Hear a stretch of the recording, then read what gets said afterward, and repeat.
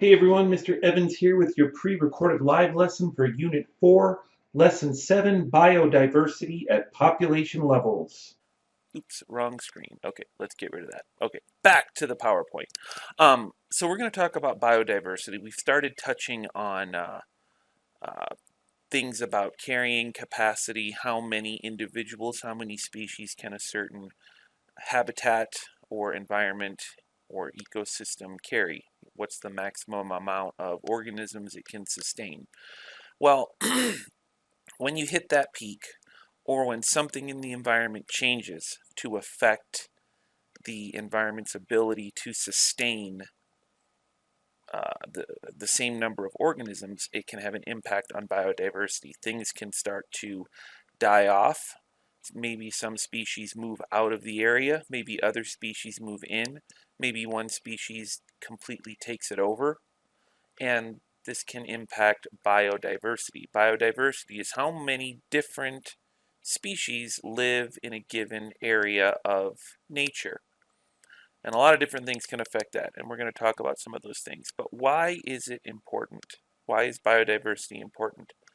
Uh, for the same reasons diversity is important in general. When you have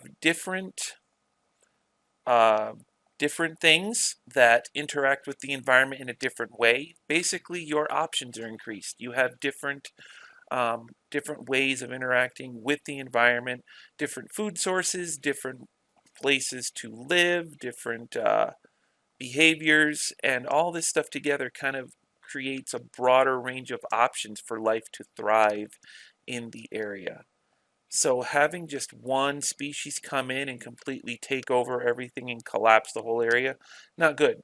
It's better to have a range of diversity because it increases your options. It's just like, with humans, having diverse viewpoints, diverse ideas, diverse backgrounds, it just increases the overall choices that you have in certain situations. So think of that like on an animal level. It strengthens the food chain, meaning there's more stuff to eat, whether that's a plant or an animal. Diversity of diet. It's always better to have more than one food option. Replacement of keystone species. Sometimes when there's more options in an environment, the number of keystone species is actually reduced. So as we talked about last time, a keystone species is like that one species where if something happens to it, it screws up the whole ecosystem. It's not great when an ecosystem is like completely dependent upon one species for the whole thing. It's better to have options. That way, if something happens to that species, something else is there to kind of take up the slack. Here's another one: wealth of compounds for agriculture and medicine. So there are thousands and thousands of species on Earth. Most of the larger ones have probably been discovered, but there's plenty of stuff that's like in the sea or deep in the rainforest that have not been discovered yet. And as most of you might know, the origins of almost all of our medicines, the origins at least, are from plants. For example, aspirin comes from, originally, people would get willow tree bark and just chew on it because there's a substance in willow tree bark called salicylic acid, and that's basically aspirin. So like in the olden days, if you had an ache or a pain, you'd get some willow bark and you'd just chew on it. Now, that's not as good as modern day aspirin because we've been able to take that compound, that salicylic acid, and refine it and concentrate it to make, regular aspirin. But that wasn't a thing back in the day. They would just chew on the willow bark.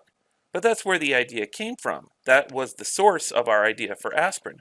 So plants and animals have chemicals and compounds that could be useful to study in medicine. And if those species become extinct or go away before we've discovered those things, then too bad, so sad. They're gone. And an unexplored library of genetic blueprints. That's just basically all the diversity of genes and different traits that could be used again in science and medicine in the future that maybe we haven't even discovered yet.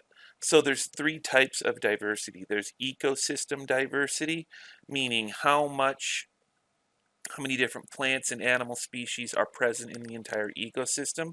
There is species diversity, meaning how many different individuals of the same species are there in an area. How many different wolves, how many different daffodils, how many different willow trees, because each individual in a species is also going to vary just a little bit from individual to individual.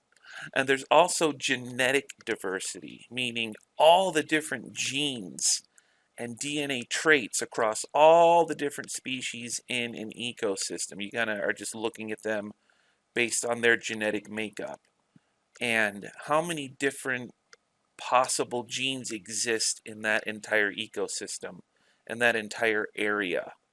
Those are the three types of diversity, going from like the big diversity down to the very specific genetic diversity. And why, oh, again, why is this important? Well, here's a cool example right here. This is the naked mole rat. This is a species of mole, not the most charming looking critter on the planet, but this is a mole rat. The mole rat burrows underground. It's like totally blind, doesn't have like any really functional eyes. You can see it's got like little eye sockets there, but they don't really do anything. They can maybe detect light and dark, but that's about it. And it burrows underground. It makes like little underground burrows. It's a mole. But something interesting about this little critter here, it does not get cancer. It does not get cancer naturally. I mean, scientists have done experiments where they've like bombarded it with stuff to make it get cancer, but it just has this incredible resistance to cancer. And they are studying that. What is it about the naked mole rat that makes it so it just doesn't get cancer? Might be an interesting thing to know. Might be useful, right? So that is why even like in the most, this might seem like an insignificant species of rat that's not that big of a deal, but it has useful secrets that could be beneficial to humanity as long as we can discover them. Now, the naked mole rat is not in danger of dying out. It's not endangered. The naked mole rat isn't going anywhere soon. But there are other species that are endangered that just might have something similar that could be very, very helpful to discover. And if that species goes extinct, then we'll never know. So that's why it's important to like try and preserve as many species as we can on Earth. And right now, species are dying off at an incredible rate. Climate change is drying up certain habitats. Climate change is changing the acidity of the ocean and the temperature of the ocean in certain areas. And a lot of times animals can't just pack up and move to a new spot. They're just not able to do that. Sometimes they can, but it's not like they just recognize that their environment is going to crud and they just pack up and, know where to go. And in many cases, if a species environment is changed, the temperature changes, the water availability changes, uh, the soil changes, it'll just die out. And that sucks. So that's what we're having to try and prevent with sustainability practices. That's why, when someone is denied a logging permit to protect a species of spotted moth, that's why they're trying to protect the spotted moth. Because there might be something about that spotted moth that we don't know. And once the spotted moth is gone, it's gone forever. So you might kind of hear that as a punchline where someone's denied a project to protect some bug. Well, this is why. Because on maybe you can do the project somewhere else. Maybe you can log your trees somewhere else. Maybe you can build your highway somewhere else. But the moth, when it's gone, it's gone. It's like a one-time shot. So the threats to biodiversity um, are habitat fragmentation. A lot of times if you build a freeway right through an animal's habitat, you're blocking off a migration path. And if animals can't migrate, a lot of times that messes up their mating season and they don't reproduce, which given enough time, will lead to the extinction of the species if they don't find a way to deal with that. So cutting off migration paths messes with the reproductive cycle, and there's no new individuals produced, and the species goes away. There are some really cool things that people are doing now where like they build these land bridges over freeways that look like just normal ground. They even like plant plants on the bridge. They make these big wide bridge things that go over the freeway, and they look totally natural. So after enough time, if the animals can find the bridge, they can cross over the top and make it to their migration mating grounds, which is pretty cool. Um, Another one is obviously air, water, and land pollution, climate change, human impact. If you poison the ocean and a certain species of starfish lives in that spot of the ocean and it dies off, that's it. GG, game over. So, overhunting and poaching is also a big problem. People hunt tigers, lions, elephants, rhinoceroses, those kinds of animals, even though they are very endangered, and a lot of times they're on the protected species list. It is totally illegal to hunt elephants and tigers and lions and rhinoceroses. But people think that sometimes if you take certain parts of these animals and grind them up, they make like magic potions, which is totally not true. But people think that, and they sell for a lot of money. People think if you take like tiger glands and grind them up, they make love potions, and some people might think that's worth some money, but it's not true. It doesn't work, but people do it anyways. Um, People hunt elephants and rhinoceroses for their tusks because they're made of ivory. Ivory is incredibly valuable. So people hunt those critters and cut their horns and their tusks off and sell the ivory, and they sell for a lot of money. But they're hunting them down to extinction. So there are strict laws against poaching those animals, but people still do it anyways because the monetary incentive is so high. But if they get caught, there's usually some very, very unpleasant penalties that we will not go into detail here. So people are trying to limit this, and there are a lot of initiatives going into um, helping that out. And I always like to mention one thing here. You do from time to time, and you can be on both sides of this issue. Like I see both sides of this. You do see images from time to time of people with like trophy hunts, like lions, and they're holding up the dead lion or the dead tiger, and they're like, "Hey, look, I shot a lion. I got a lion trophy." Um, so again, this is controversial, both sides of it, but I just want to explain both sides because that's what I do.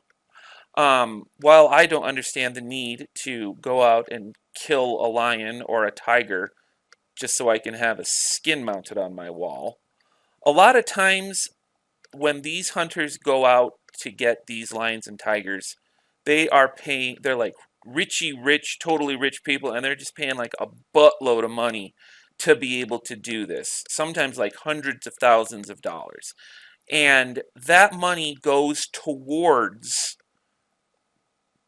paying for the wildlife preserve that protects all of the other lions and tigers and all the other creatures in that preserve. These are wide areas of land that have to be patrolled by guards because poachers break in and try to get the animals on there. They have to be patrolled. Sometimes the animals on the reserve have to be fed, which costs a lot of money. The area has to be maintained. So these trophy hunters who are willing to drop hundreds of thousands of dollars to go get a lion or a tiger are paying to kind of maintain this area. And usually the tiger or the lion, that they like say, you can go get that lion. And 9 times out of 10, it's like a really old lion or tiger, and they're probably on their way out anyways, you know? Not saying that makes it okay. You can take both sides of this. It's kind of a crappy situation all around. But I always, there's social media memes and stuff where people just rage on trophy hunters. And yeah, Rage on trophy hunters if you want. I don't get the need to have that myself, but I understand the need for it. You can understand a situation and still disagree with it. In this and in many other things. Even if you disagree with something, understand why it's happening. So I just wanted to mention that in terms of the poaching and the hunting thing. But still, poachers who like straight up go in there illegally and shoot stuff, very bad. Very bad. And they are really wiping out a lot of the larger species that everyone knows about, like the white rhinoceros. Last one just died a few years ago. The very last white rhinoceros in the world. He was like an old guy. He was like 60 years old, which is old for a rhinoceros. He just died of old age, and that was it.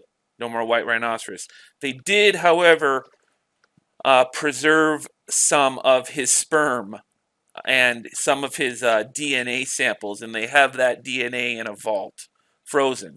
So maybe sometime in the future we can like Jurassic Park him back. I don't know. Just saying. Okay. Conservation. Environmental impact studies. Can I build that freeway? Can I not build that freeway? Reduce, reuse, recycle. There are ways to conserve biodiversity. Try to drop down on pollution. Try to drop down on human impact. Study to see if going into an area and messing it up is going to have an effect on the local population. You guys have probably heard these messages all over the place. You see them on social media, you see them on TV, you see them on YouTube. This is a big thing. Going green. Going green. Stop polluting, switch over to, non-polluting energy sources, wind, solar, geothermal, stop dumping pollution and crud all over the place. That's the start, and we're working on that. We are working on that. So there is hope. It is not all doom and gloom. As more and more people become aware of why biodiversity is important and how our actions affect species all over the world, and more people realize that, grinding up tiger paws does not give you superhero powers and stuff, maybe we can start to tackle this problem. So that is it for today's live lesson. Thank you very much for watching. And today's code word is chinchilla. That's a chinchilla. Isn't it cute? I used to have one. They're very cute, but they are very, very active and bitey. All right. Thanks, everyone. See you later.